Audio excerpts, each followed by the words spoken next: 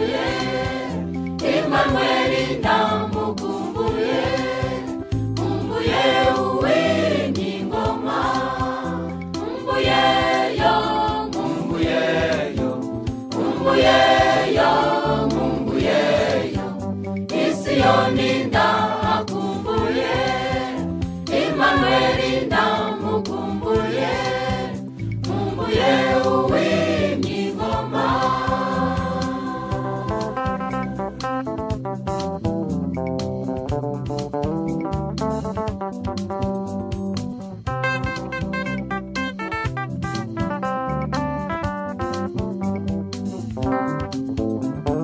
Ikombe nshidikanyamana, isoko muramumaro, isayo gahinda gasaze ndetse n'abiruhanya, izo nzitane ndetse n'izindi tutiriwe tuvuga, ku bagenzi byaduhaniye isabune y'abameshi.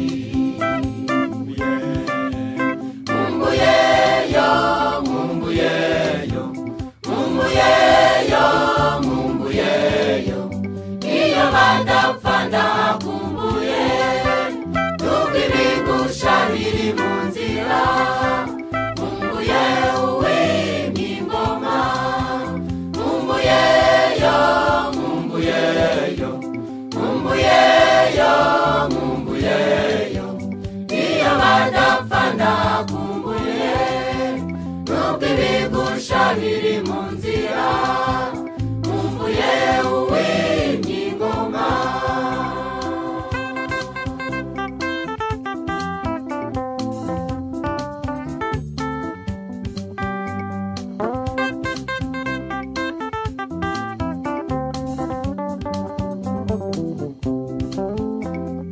Rugendo tugikomeje kugenda, hari inyanja yambukwa, uretse Eliya na Henoki, n'ahandi hariho kunyurwa.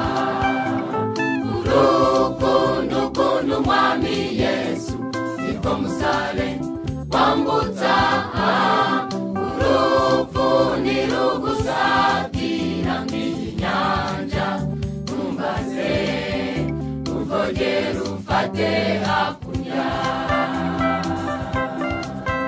Dudutangayuza abatashye, dudutangayuza abahobere, utabakunzi bari mu nzira, aho abagenzi bategerereza umurimo w'ingoma.